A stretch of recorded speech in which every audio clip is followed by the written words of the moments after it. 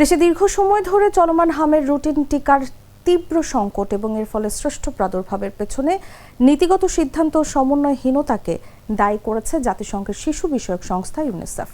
সংস্থাটি জানায়, টিকার ঘাটতি মোকাবেলায় 2024 সাল থেকে অন্তর্বর্তী সরকারকে অন্তত 10 বার মৌখিকভাবে সতর্ক করা হয়েছে এবং স্বাস্থ্য ও পররাষ্ট্র মন্ত্রণালয়কে 5 থেকে 6 বার আনুষ্ঠানিক চিঠি দেওয়া হয়েছিল। কিন্তু সময়মতো পর্যাপ্ত টিকা না আসায় পরিস্থিতি ক্রমেই জটিল রূপ নেয়। বুধবার রাজধানীর আগারগাঁওয়ে ইউনিসেফ কার্যালয়ে হামের প্রাদুর্ভাব পরিস্থিতি ও চলমান প্রতিরোধ কার্যক্রম বিষয়ে আয়োজিত এক সংবাদ সম্মেলনে এসব তথ্য তুলে ধরা হয়। সংবাদ সম্মেলনে বক্তব্য দেন ইউনিসেফ বাংলাদেশের প্রতিনিধি রানা ফ্লাওয়ার্স।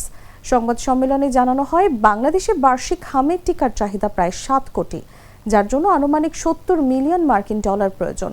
তবে তীব্র সংকটের মুখে 2025 সালের আগস্ট থেকে নভেম্বর পর্যন্ত ইউনিসেফের বিশেষ প্রি ফাইন্যান্সিং ব্যবস্থার মাধ্যমে 17.8 মিলিয়ন ডলার মূল্যের 1,78,00,000 টিকা দেশে আনা হয়, যা মোট চাহিদার মাত্র 1/3।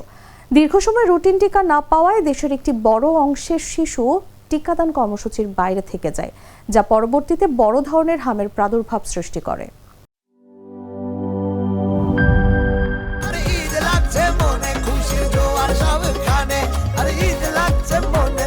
Spend money shopping.